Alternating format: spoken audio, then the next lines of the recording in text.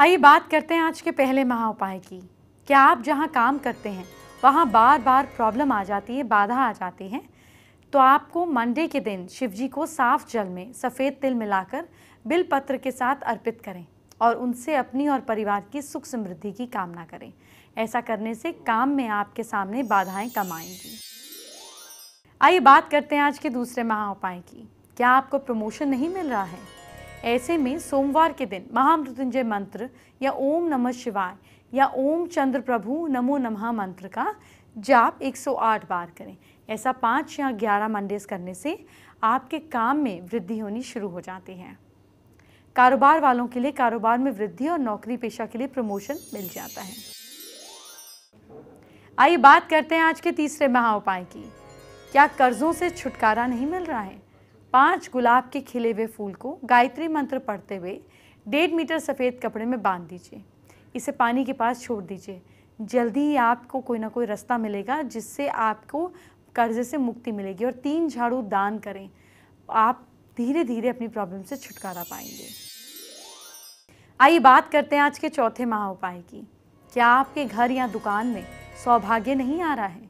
Main gate पर दोनों तरफ ओम या स्वास्तिक का चिन्ह बनाएं। संभव हो तो ये चिन्ह सिंदूर के प्रयोग से बनाएं, अन्यथा आप बाजार से ओम या स्वास्तिक चिन्ह के स्टिकर लाकर भी चिपका सकते हैं।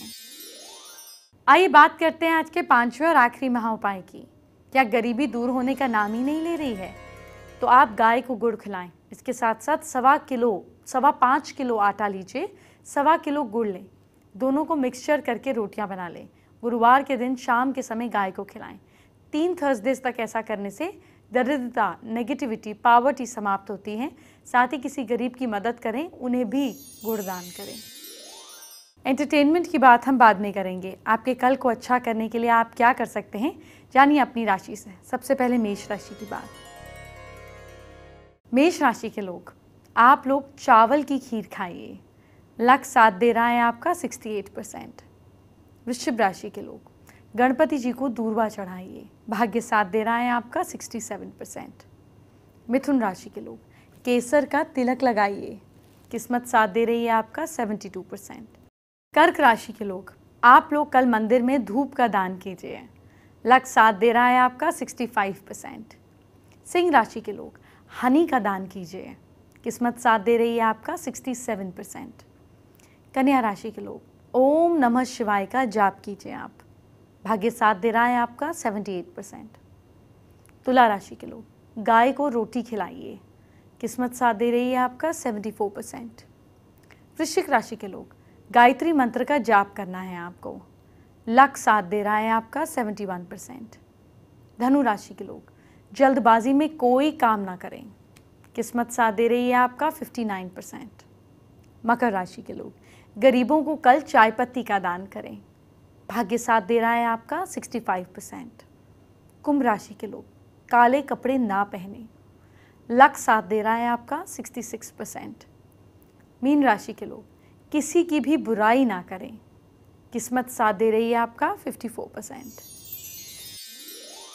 फेसबुक पर सिद्धांत वर्मा ने हमारे साथ अपनी प्रॉब्लम शेयर की है। काफ़ी समय से वो चिड़चिड़े हैं, इरिटेट जल्दी हो जाते हैं, जिसकी वजह से वो परेशान रहते हैं, उपाय जानना चाहते हैं। सिद्धांत, प्लीज़ डॉक्टर को दिखाएं। कई बार विटामिन B12 की कमी से भी इंसान में चिड़चिड़ापन, डिप्रेशन, ये टेंडेंसीज आती है। आपने सारे ब्लड टेस्ट कराइए, डॉक्टर को कंसल्ट कीजिए। इसके अलावा अपने अंदर शांति और सौम्यता लाने के लिए पूर्णिमा के दिन सफ़ेद कपड़े पहनकर थोड़े से 2 बूंद दूध से चंद्रमा को अभिषेक कीजिए और चंद्रमा की रोशनी में बैठकर आपको कुछ देर के लिए आपको जाप करना है। आप ओम श्राम श्रीम श्रौम सह चंद्रमा से नमः का जाप भी कर सकते हैं। अब बात करते हैं आज की एस्ट्रो स्पेशल टिप की। रत्नों को धारण करने से साथ साथ आपको इनको चार्ज भी करना होगा। अब ये चार्ज कैसे होते हैं? रत्न जैसे कि रूबी, रत्न जैसे कि पर्ल, मूंगा, पुखराज, ये 4 रत्न ऐसे हैं जिनको आपको सूर्य की रोशनी में गंगा जल में डिप कर कर उन्हीं के दिन, जैसे माणिक का दिन होता है संडे, पर्ल का होता है मंडे, मूंगा का होता है ट्यूसडे और सफ़ायर, येलो सफ़ायर, पुखराज का होता है थर्सडे। इन्हीं रिस्पेक्टिव डेज पर इनको गंगा जल में डालकर थोड़ी देर सूर्य की रोशनी में 40 मिनट के लिए रख दीजिए, फिर इनको धोकर पहन लीजिए। ये सुपर चार्ज हो जाते हैं और इफेक्टिवली काम करते हैं। अब कुछ रत्न हैं जैसे कि पन्ना को हमेशा माँ दुर्गा के सामने या गणपति जी के चरणों में रख के चार्ज करना चाहिए। नीलम को जो आप चार्ज करेंगे, नीलम को आपको चार्ज करना चाहिए शिवलिंग के पास रखकर और थोड़े से गंगा जल में रखकर, और फिर वो जल शिवलिंग पे चढ़ा दें तो नीलम चार्ज हो जाता है। इसी तरीके से अगर हम बात करें हीरे की, तो हीरे को आपको रात को माँ लक्ष्मी के चरणों में रख के इसको चार्ज करना है। इसको शहद और गंगा जल में मिक्स कर डिप करके छोड़ देना है, तो ये चार्ज हो जाता है। गोमेद को आपको माँ सरस्वती के आगे चरणों में रखकर रात के समय चार्ज करना चाहिए, और लहसुनिया को आपको गणपति जी के चरणों में रखकर चार्ज करना चाहिए, तब ये स्टोन्स कई गुना ज़्यादा काम करते हैं। आज रत्नों की बात हो ही रही है, तो आपको आपकी राशि के हिसाब से कौन सा रत्न सूट करता है वो बता देती हूँ। अपनी राशि के हिसाब से देख लीजिए आपके लिए फ़ायदेमंद क्या है। मेष राशि वाले अक्सर गुस्सैल होते हैं, छोटी छोटी बातों पर एग्रेसिव हो जाते हैं, या अक्सर ज़िद्दी स्वभाव के भी होते हैं। मेष राशि के लोगों को मूंगा या गार्नेट रत्न जो है धारण करने से फ़ायदा होता है। इस रत्न के प्रभाव से दिमाग शांत रहता है। ये लोग हीरा धारण ना करें। वृश्चिक राशि वाले लोग धैर्यवान होते हैं, लेकिन इनमें भावुकता बहुत ज़्यादा होती है। ज़्यादा भावुक होने की वजह से इनकी बड़ी कमी मानी जाती है। ये लोग किसी पर भी जल्दी भरोसा कर लेते हैं, इसीलिए वृश्चिक राशि वालों को हीरा धारण करना चाहिए। हीरे के प्रभाव से बुरी संगत से दूर रहेंगे। इस राशि वालों को माणिक धारण नहीं करना चाहिए। इन्हें मूंगा रत्न भी ना पहनने की सलाह दी जाती है। मिथुन राशि वाले लोग आकर्षक होते हैं, कला के प्रेमी होते हैं। इनका नेगेटिव पॉइंट होता है कि इन्हें जीवन में सफलता ज़रा देर से मिलती है। मिथुन राशि वाले पन्ना धारण करेंगे तो उसे अपने जीवन में सफलता प्राप्त करने में तेज़ी आएगी। अगर ये नीलम रत्न ना पहने तो ये इनके लिए ज़्यादा अच्छा होगा। कर्क राशि की अगर हम बात करें तो ये लोग बुद्धिमान होते हैं, लेकिन जिद्दी भी होते हैं। जिद्दी होने के कारण कभी कभी इन्हें नुकसान भी उठाना पड़ जाता है। कर्क राशि वालों को मोती पहनने से फायदा होगा। ये रत्न मन के विचारों को कंट्रोल कर उसमें शांति प्रदान करता है। ये मूंगा धारण ना करें। सिंह राशि वालों को अक्सर संघर्ष करना होता है। छोटी छोटी चीज़ें भी इन्हें काफ़ी मेहनत के बाद नसीब होती हैं। ऐसे में अगर सिंह राशि वाले माणिक, रेड ओपल या गार्नेट धारण करें तो इन्हें अपने कामों में सफलता हासिल होती है, जबकि हीरा पहनने से इन्हें नुकसान हो सकता है।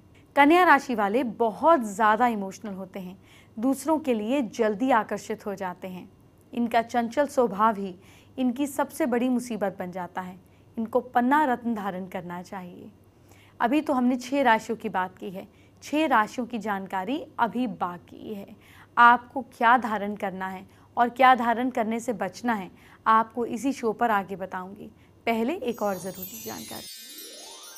मैंने आपको 6 राशियों की जानकारी दी थी, लेकिन 6 राशियों की जानकारी बाकी है। राशि के हिसाब से बची हुई राशि वालों को कौन सा रत्न पहनना है और कौन सा रत्न पहनने से बचना है, आइए आपको पूरी जानकारी दे देती हूँ। तुला राशि वाले लोगों में बहुत खूबियाँ होती हैं।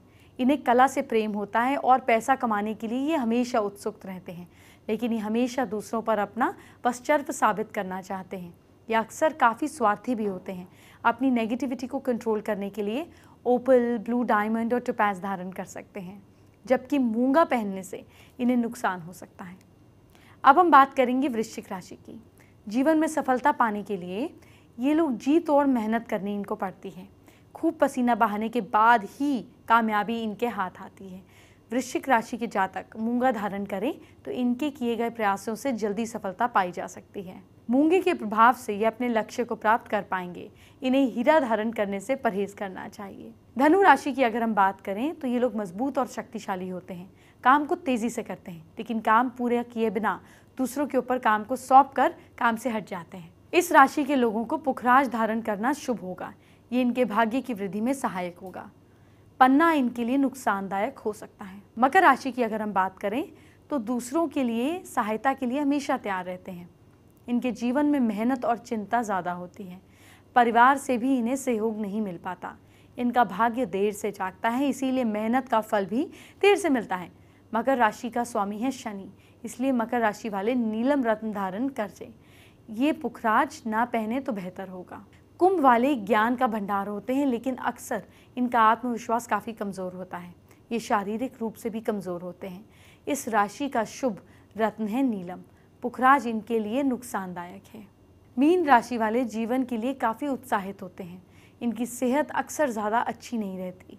इन्हें पुखराज पहनने की सलाह दी जाती है। पुखराज इनकी राशि के लिए शुभ रत्न माना जाता है, जबकि पन्ना इनके जीवन में अशुभ फल दे सकता है। लेकिन मेरी आप सभी को एक सलाह है, जब भी रत्न पहने किसी अच्छे एस्ट्रोलॉजर की सलाह लेकर, मदद लेकर ही पहने, क्योंकि ये सब कुंडली आपकी ग्रह दशा देखकर तय होती है।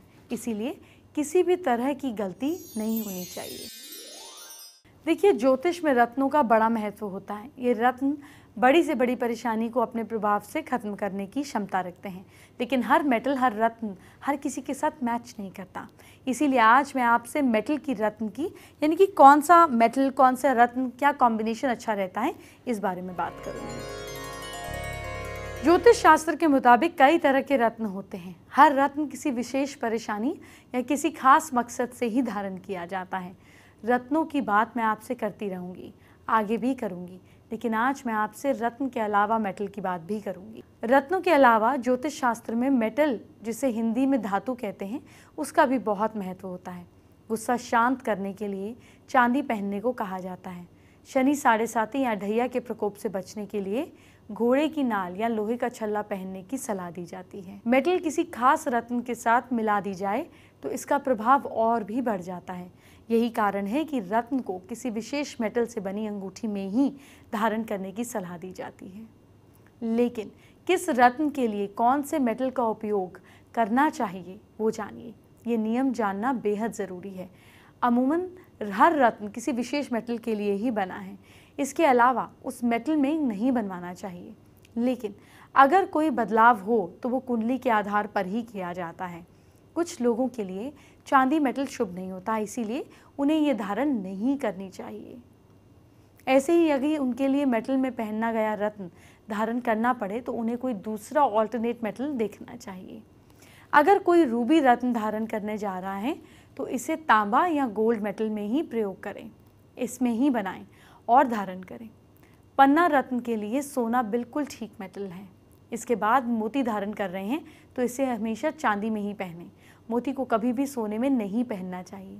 अगर कोई व्यक्ति नीलम धारण कर रहा है तो उसे सोने या प्लैटिनम में बनवाएं। पुखराज और मूंगा रत्न भी सोने में ही बनवाकर धारण किया जाता है। मूंगा रत्न को यदि सोने में ना बनवा सके तो उसे तांबे में भी बनवाकर पहना जा सकता है। ओपल रत्न को चांदी में पहना जाता है। गोमेद और लसुनिया को अष्ट धातु या त्रिलोह में बनवाकर पहने। रत्नों से जुड़ा एक और बड़ा सवाल है जिसका जवाब अब तक नहीं मिला। वो रत्न कब, किस मात्रा में और किस रंग में पहनना चाहिए। एक साथ कौन कौन से रत्न नहीं पहनने चाहिए, पहले वो जानिए। माणिक के साथ नीलम, गोमेद, लसुनिया नहीं पहनते हैं। मोती के साथ हीरा, पन्ना, नीलम, गोमेद, लसुनिया नहीं पहनते हैं।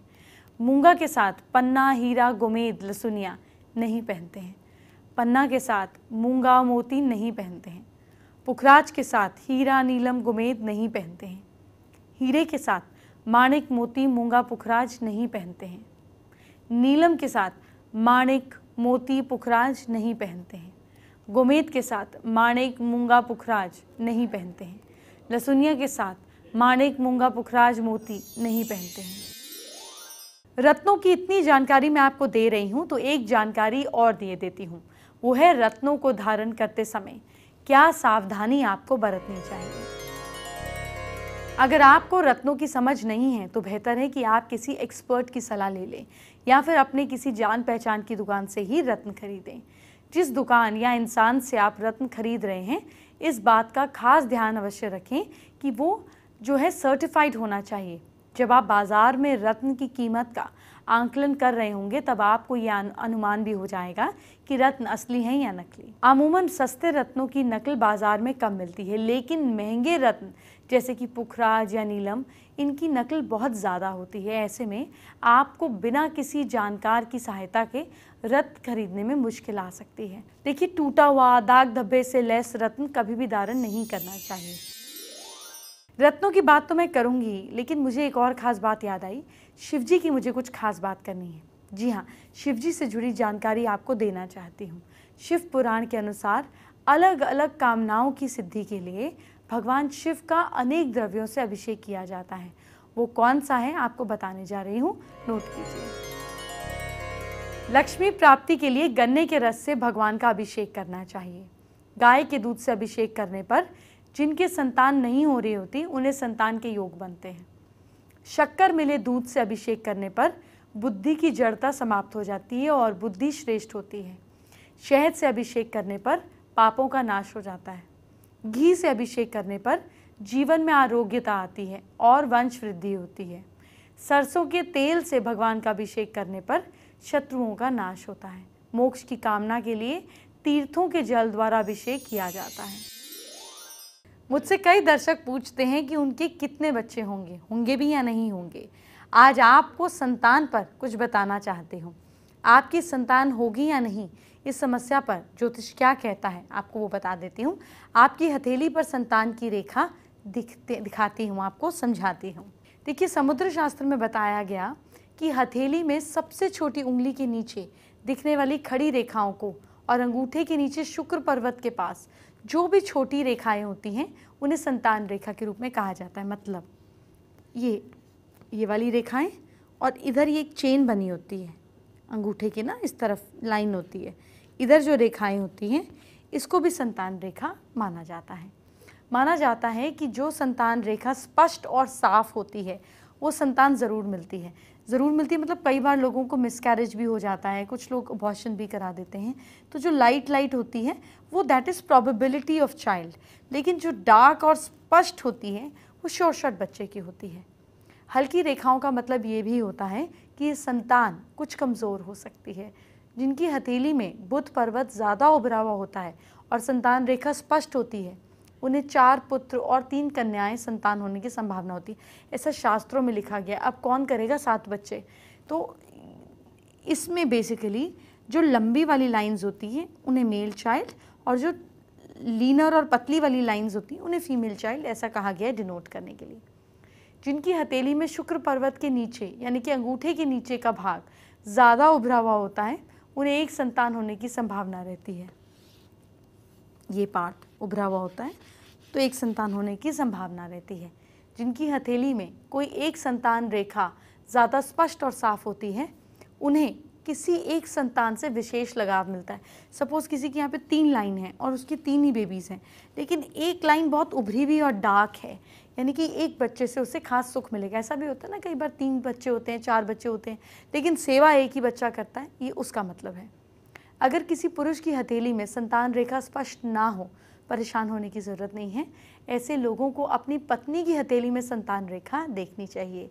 माना जाता है कि संतान रेखा पुरुषों से ज़्यादा पत्नी के हाथ में ज़्यादा स्पष्ट होती है, क्योंकि संतान को वो ही जनती हैं। आप देखिए कि मेरे पीछे क्या है। अब आप ये सोच रहे होंगे कि इससे होगा क्या है ये, है ना? ऐसा सोच रहे हैं ना? तो जवाब बस कुछ ही देर में मिल जाएगा। आज होगी रत्नों की बात। आपको बताया जाएगा कौन सा रत्न पहनने से आपको लाभ होगा, रत्न पहनने का तरीका क्या है, रत्न किस मेटल में पहना जाना चाहिए, रत्न से जुड़ी सावधानी क्या बरतनी है, ये सब आपको बताया जाएगा। साथ ही आपको शिव के अभिषेक की जानकारी भी दी जाएगी। तो चलिए आपको रत्नों की दुनिया में ले जाती हूँ। कल से तो सुहागनों के बहुत बड़े व्रत की शुरुआत होगी, यानी कि हम करवा चौथ स्पेशल शुरू करेंगे और जितनी जानकारी आपको हम देंगे सवाल ही नहीं कोई और दे सके। तो कल से ये शो ज़रूर देखिए। अब मुझे इजाज़त दीजिए, अपना ख्याल रखिए।